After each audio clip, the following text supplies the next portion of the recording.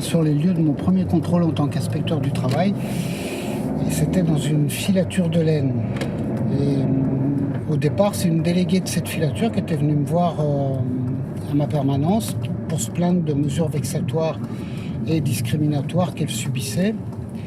Et en fait, son métier consistait à, voilà, c'était là, consistait à faire passer du fil donc dans des anneaux à une certaine hauteur, et cette déléguée était très petite. Donc son employeur avait aménagé son poste en mettant un ponton pour qu'elle puisse faire normalement ce travail.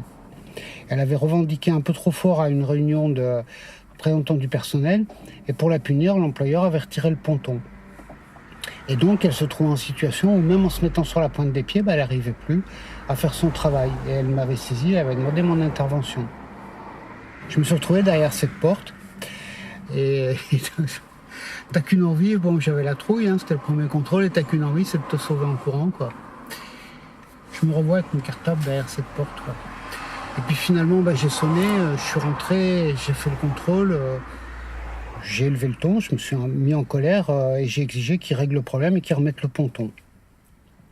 Et ils ont remis le ponton. Et bon, j'étais assez surpris de l'efficacité de ma colère. Et voilà, c'était mon premier contrôle, et en même temps, j'étais un nouvel inspecteur du travail pour le directeur technique qui m'avait reçu. Et plusieurs années après, j'ai compris, il l'a quasi reconnu, j'ai compris qu'il avait au moins autant peur de moi que moi j'avais eu peur de lui ce jour-là. Voilà.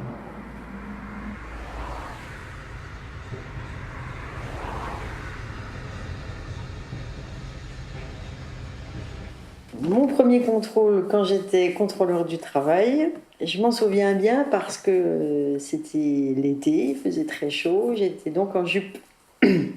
Et au cours de la journée, j'étais appelée sur un chantier pour un accident de travail. Et donc, je suis partie un peu ventre à terre en me demandant surtout qu'est-ce que j'allais regarder, quelles questions je devais me poser, comment je devais m'y prendre.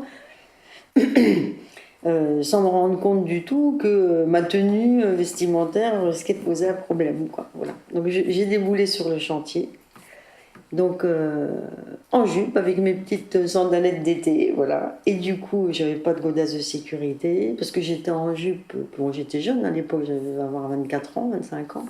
Donc je me suis fait siffler de tous les côtés. Je savais pas à qui m'adresser, je savais pas comment faire pour que ça s'arrête. Enfin, vraiment. J'étais très très impressionnée, déstabilisée par tout ça. Et bon, j'ai fini quand même par arriver à choper le chef de chantier, quoi. En gueulant un coup, quand même, parce que voilà. Donc j'avais quand même ça pour moi, on va dire que voilà, faut quand même pas trop me pousser longtemps dans les orties parce que sinon je m'énerve. Donc je me suis énervée, mais en même temps ça m'a permis de reprendre un peu pied parce que c'était une catastrophe, quoi, vraiment, vraiment une catastrophe.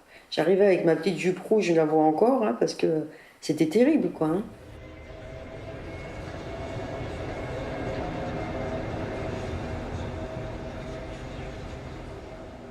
Il y avait un énorme, on appelait ça un plan social à l'époque, ce qui est aujourd'hui un plan de sauvegarde de l'emploi, mais enfin la plupart des gens savent ce qu'est un plan social, qui n'est pas plus social que de sauvegarde de l'emploi d'ailleurs, mais bon.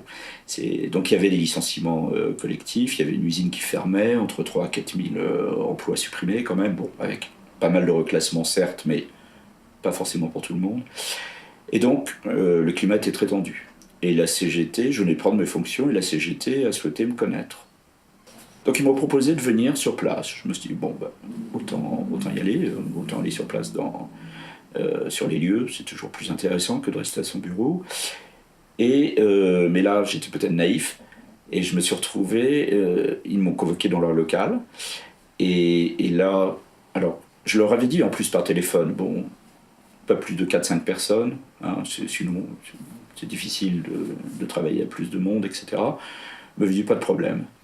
Et je rentre dans leur local, et là, je suis face à une salle de 30 militants de la CGT, Mais ça, c'était pas le pire, à la limite. Le pire, c'est que on me propose de m'installer en face d'eux, sur une estrade. J'étais sur une estrade surélevée, comme ça, et encadré par les deux principaux responsables de la CGT de l'époque, de cette entreprise.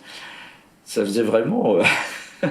J'avais vraiment l'impression d'être pris au piège.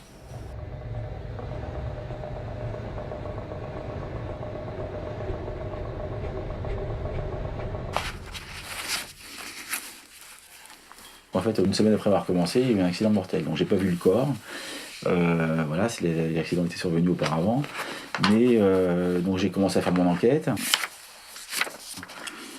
Et donc ce qui est intéressant, c'est quand je regarde maintenant, donc je suis averti par les services de police, je me rends sur place. Donc est tombé, échafaudage dimension suivante, largeur d'1,10 m, hauteur d'environ 7 mètres, et longueur d'environ 9 mètres. Donc il est tombé d'environ 7 mètres, hein, il était en haut, à quelque chose près, quoi.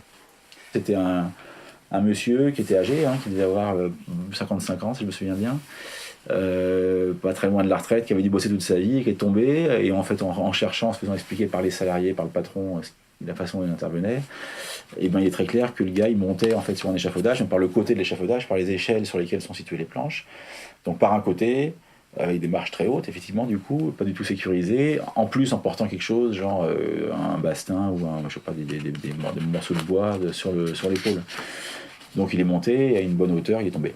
Et donc il s'est écrabouillé, il est mort. Enfin, il n'est pas mort tout de suite, il a été emmené, le service de police m'ont expliqué qu'il avait été emmené voilà, par hélicoptère, et puis qu'il était décédé sur le trajet pour se rendre à l'hôpital, je ne sais pas si c'était à Mont-d'Or, je ne sais pas où, à Créteil.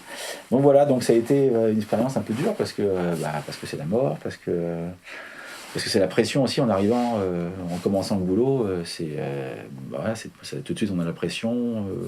Je dormais pas très bien, je me réveillais, pas forcément en faisant des bonds, en voyant le mec qui tombe du mur. Hein. On sait pas ce qui déclenche le réveil, mais quand on se réveille, en tout cas, ce à quoi on pense en premier, c'est au truc du boulot. Donc il y a quelque chose quand même. Voilà. Et donc les premiers mois, ouais, ça a été même long, plus que des mois. Hein. Les premiers moments, les premières années, c'était copieux. Hein.